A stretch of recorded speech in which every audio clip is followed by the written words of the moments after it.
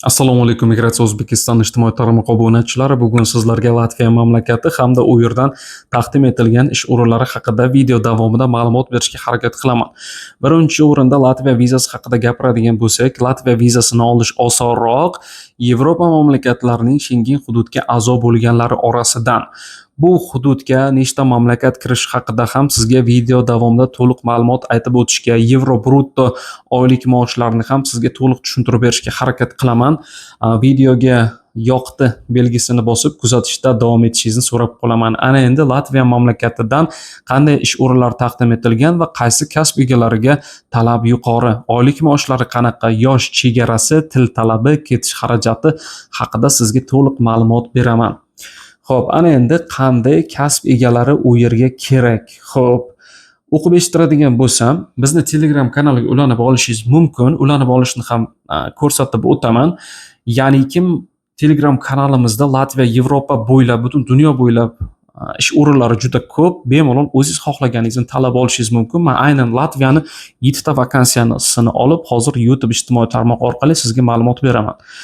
Xo'p, payvandchilik sohasi bu o'zimizni odatiy kundalik iborada svarshilik deyiladi. Oylik maosh 1200 yevrodan 1600 yevro netto tariqasida to'lanadi. Ro'yxatdan o'tishingiz mumkin. 25 yoshdan 45 yoshgacha bo'lgan erkaklar rus tilini bilish shart. Keyingi ish o'rni Latviyada xona tozalovchisi ayol va erkaklar ishga qabul qilinadi. Oylik maoshi 600 yevrodan 1400 yevrogacha to'lanadi. Netto tariqasida yosh chegarasi 25 yoshdan 45 yoshgacha rus tili, latish tili, ingliz tili. Mana shu uchala tildan bittasini bilishingiz shart. Xo'p, yana ish o'rni quruvchilarni ishga taklif etamiz. 1350 yevrodan 1600 yevro bu ham netto tariqasida to'lanadi. Yosh chegarasi 25 yoshdan 40 yoshgacha erkaklar til talabi rus tilini bilish shart.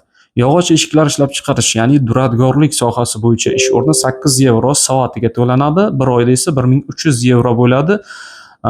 Xo'p, 1300 yevrodan keyin sizning oylik maoshingiz ko'tarilishi mumkin. Bu ham netto tariqasida to'lanadi. Xo'p, ana endi Latviyada operatorlar 1200 yevrodan 2000 yevrogacha nettoda to'lanadi. Yosh 25 yoshdan 40 yoshgacha erkaklar rus tilini bilish shart. Ana endi oshpazlarga 1200 yevrodan 1500 yevrogacha nettoda to'lanadi. Erkaklar 22 yoshdan 48 yoshgacha 5 yillik tajriba, rus tilini bilish shart. Ingliz tilini bilish esa ustunlik beradi. Ya'ni oylik maoshingiz ko'proq chiqadi degan. Xo'p, hozir sizga Migratsiya O'zbekiston rasmiy Telegram kanaliga qanday obuna bo'lishni ko'rsataman. Telefon orqali yozib olingan video ma'lumot. Xo'p, hozir plus Telegram, kimda Telegram bo'lsa, mana shu ilovaga kirib olish kerak. Mana shu ilovaga kirganingizdan so'ng bu yerda poisk tugmasini bosasiz, ya'ni o'zbekchada qidiruv va mana shu yerda katta harflar bilan migratsiya deb yoziladi va bu yerda pastki chiziq O'zbekiston.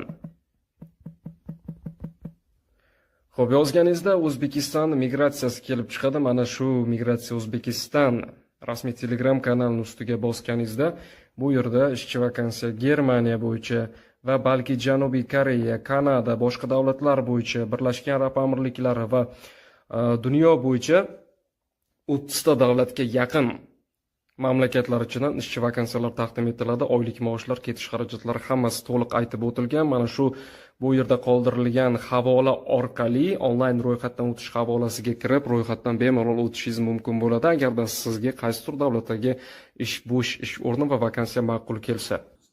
Xo'p, ana endi brutto va nettoni tushuntirib beraman. Men va sherigim biz 3000 yevrodan oylik maosh oldik.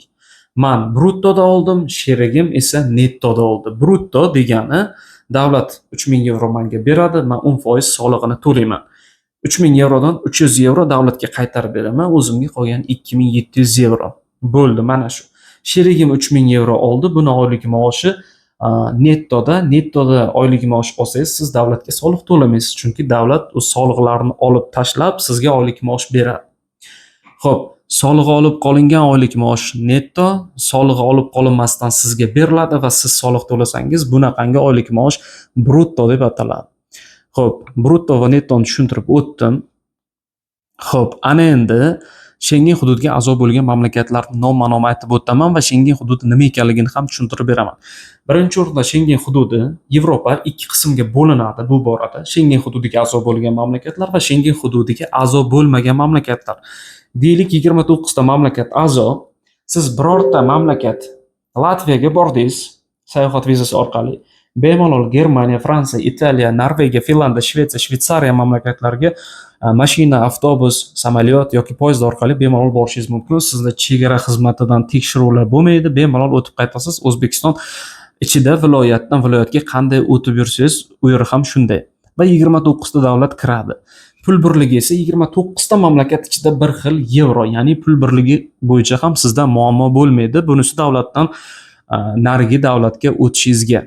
Xo'p, bu davlatlar Germaniya, Fransiya, Italiya, Ispaniya, Portugaliya, Niderlandiya, Belgiya, Avstriya, Shvetsiya, Daniya, Finlandiya, Gretsiya, Polsha, Chexiya, Slovakiya, Sloveniya, Vengriya, Estoniya, Latviya, Litva, Lyuksemburg, Malta, Xorvatiya, Ruminiya, Bolgariya, Norvegiya, Shvetsariya, Islandiya, Liechtenstein. 29 ta mamlakat Schengen hududiga a'zo. Ana endi Schengen hududiga a'zo bo'lmagan mamlakatlarni aytib o'taman. Buyuk Britaniya, Irlandiya, Kipr, Ukraina, Belorussiya, Rossiya, Serbiya, Bosniya, Gersegovina, Chernogoriya, Albaniya, Shimoliy Makedoniya, Moldova hamda Kosovo va Turkiya ham Yevropa mamlakatlari sirasiga kiradi. Deylik siz Belorussiyaga bordingiz, u ham Yevropa mamlakati. U yerda chegara bor, pul birligi bor. Xo'p, siz Buyuk Britaniyaga bormoqchisiz. Alohida viza olishingiz kerak bo'ladi, valyutalarni o'girishingiz kerak bo'ladi yoki Germaniyada ham shunday. Belorussiyadan Germaniyaga o'tmoqchi bo'lsangiz, viza olishingiz kerak, samolyot orqali borasiz, tekshiruvlar bo'ladi. Chegara orqali o'tsangiz ham nechtadir chegara nazoratidan o'tishingizga to'g'ri keladi. Schengen hudud haqida ham sizga ma'lumot berdim. Qaysi mamlakat kirishini, qaysi mamlakatlar esa Schengen hududiga kirmaganini ham aytib o'tdim. Xo'p, ketish xarajatlarini aytadigan bo'lsak, Latviya mamlakatiga ketish xarajati $1200 dan $1800 ish o'rni hamda oylik maoshiga qarab.